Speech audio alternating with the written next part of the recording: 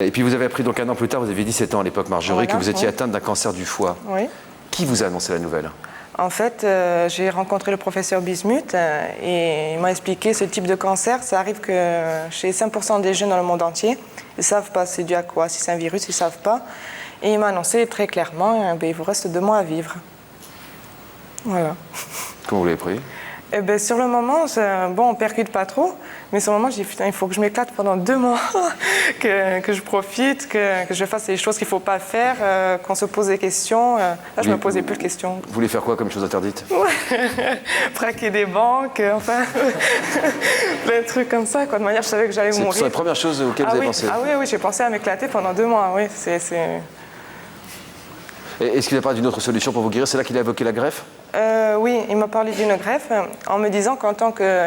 soit ils m'ont mis sur une liste en priorité vu que j'étais jeune, et sinon ils m'ont parlé en tant que donneur vivant. C'est la famille au premier degré, parents, frères et sœurs, grands-parents. Mais en fait, à mon niveau, ce n'était pas compatible vu que j'étais au plus et que mes parents étaient à plus. La seule personne, c'était mon grand-père, mais trop âgé pour subir l'opération. Alors? Et alors? Zorro est arrivé? Oui, si on veut, parce qu'en fait, le professeur Bismuth a parlé aussi des conjoints, que c'était possible entre conjoints. Ouais, vous étiez juste des petits amis l'un pour l'autre, oui, depuis quelques mois seulement. Comment vous avez réagi à ça, vous, Sébastien? Non, elle était là, elle était malade. Et... Il fallait agir et réagir? Puis ça, c'est vite fait, ça a été très vite. En une semaine, la boucle était bouclée. Du début de l'histoire à la fin, c'est... À quel moment vous en avez parlé à Marjorie?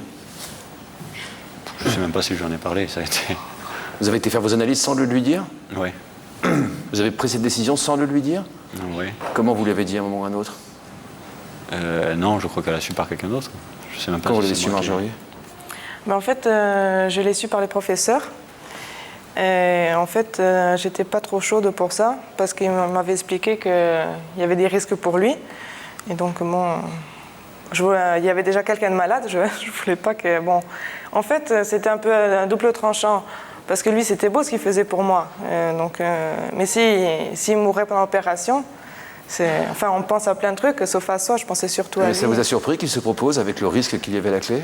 Non. Ça vous a pas surpris? Vous connaissiez depuis 6 mois, vous êtes du normal, il est envoûté. Non, c'est pas du tout à ce niveau-là. C'est parce qu'il a un caractère qui est très fort. Et je sais que quand il prend une décision, c'est qu'il a réfléchi longuement avant. Et vous êtes dit, c'est un mec bien, j'ai quand même choisi un mec bien. Vous êtes dit ça ou même pas, Marjorie, ingrate? Oui, j'ai de la chance, c'est vrai. Oui. Ça dit, vous n'étiez pas marié. Hein. Donc je précise qu'en cas de greffe du vivant, seuls les membres premier degré sont compatibles, peuvent se proposer. Donc Sébastien ne faisait pas encore partie de la famille au premier rang. Il a donc fallu que vous vous mariez. Mais il a fallu prendre la décision très très vite. Oui, mais en fait, on était à Paris. Et il y a le professeur Bismuth, on était, je crois, le 15 juillet ou le 20, et il nous a dit, écoutez, on vous opère le 25 juillet. Bon. Alors il fallait vite aller chez le procureur parce qu'on allait se marier, alors, pour demander de ne pas publier les bancs parce que ça prend un temps. Alors on s'est marié le 22 juillet et le 25, on a été opéré. Vous avez profité de votre nuit de noces? Vous avez fait un vrai mariage? On s'est fait un festin. Oui. Ah bon, c'est-à-dire?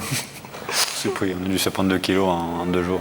2 kilos en 2 jours, c'est bien. Vous êtes marié à Paris ou en Corse? Non, on s'est marié en Corse. Avec vos parents, avec des amis? Oui, c'était en catimini. C'était vraiment... Et vous êtes fait une nuit de noces quand même? Ah oui, quand même. Ouais. C'est passé un petit week-end tranquille avant de atterrir le lundi à Paris.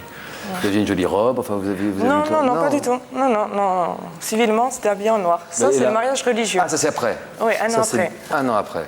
Donc vous êtes mariés, vous avez passé la nuit ensemble, sans travail d'état assez bien passé, vous avez mangé comme des petits cochons. Oui, bien même. Vous vous êtes fait plaisir. Voilà, oui. Et vous êtes partis à l'hôpital, bras dessus, bras dessous? Ouais, oui. Vous aviez parlé du risque tous les deux? Du risque pour chacun d'entre vous? Ensemble, non. Non. Avec l'équipe médicale, oui, mais pas ensemble. Non, ensemble, c'était très simple. Hein. Oui, on ne se prenait pas la tête. Hein. Chacun avait mesuré le risque. Oui. Qui prenait le plus de risques? C'était lui. Pourquoi? Parce que moi, il suffit juste de m'ouvrir, m'enlever le foie, et puis voilà. Toi, non. C'est-à-dire que lui, il faut l'ouvrir, couper un morceau? Oui, il faut lui enlever un bout, moi, on m'enlevait tout. Il a pris un morceau de son foie et on l'a mis à la place du vôtre. Oui, et le foie, c'est un greffon. Ça repousse. Voilà, oui. Combien de temps vous êtes restés au bloc tous les deux? C'est long, dans une 10 heures, je crois. Vous êtes entré à quelle heure le matin? Moi, je suis descendue à 6h30. Lui est arrivé à 9h parce qu'en fait, ils font toujours descendre les malades en premier Parce que le professeur m'a expliqué que tant qu'on c'est pas ouvert, on ne peut pas voir s'il y a des ganglions, on ne peut pas le voir ça. Donc on descend toujours le malade en premier et Sébastien est descendu après. Donc on ouvre, on regarde vraiment ce qu'il y a. Si tout est bon, on fait descendre le donneur et après ils font ce qu'ils ont à faire. Et ça dure une journée entière, donc oui, c'est une opération on est assez sorti, il était 11h30 du soir. Vous étiez conscient? Comment? Le soir, en sortant du bloc. Non, ça on vous l'a raconté, ça, oui. Le lendemain matin. Le lendemain matin, vous êtes vus tous les deux? Vous avez pu vous parler? Ça doit être un moment incroyable. C'est un peu vague, mais on s'est vus. Oui, on s'est vus. En réa, on s'est vus. Ouais. Parce qu'entre le jour et la nuit, ça devient dur après. Surtout moi. Ouais. Quand vous êtes vus tous les deux, au réveil, qu'est-ce que vous avez dit? On ne pouvait pas parler parce qu'on avait une sonde gastrique. Donc on ne pouvait pas parler, on s'est regardé, on s'est souri, et puis voilà, ça a duré 2 minutes, parce que bon, après... Très bien en fauteuil roulant en bas. Combien de temps vous êtes resté ensuite à l'hôpital? Marjorie, 2 mois. Marjorie, 2 mois quand même? Ouais. Ouais. Et vous? Moi, je suis resté 3 jours hospitalisé. Je suis parti. Enfin, j'étais dans sa chambre. C'était dur ensuite pour vous? Enfin, je veux dire, ça vous a fait mal? Oui, C'est très douloureux? Au niveau de la Paraît-il. cicatrice. Pendant quelques jours, oui. Dans quelques jours seulement? C'était il y a combien de temps maintenant? 5 ans. 5 ans. Le Comment ça va 25. aujourd'hui? Hein? Comment ça va là? Pleine forme. Super, Un c'est petit bien. bébé aussi. Est-ce que vous lui avez dit merci? Non. Non? Je l'ai demandé, moi. Voilà, bah. Et vous n'avez pas dit merci? Tout simplement merci, quoi? Même pas? Non, mais bon, je lui ai écrit une lettre et... Puis moi, je l'ai pas lu. et Non. Vous l'avez pas lu la lettre? Non. Non, Menteur. je lui ai écrit une lettre et j'écris mieux que je ne parle, disons. Voilà. Qu'est-ce que vous disiez dans votre lettre? Eh bien, que je lui avais écrit la petite phrase. Je lui ai dit, j'ai quelque chose qui grandit en moi, mais ce n'est pas encore ton enfant.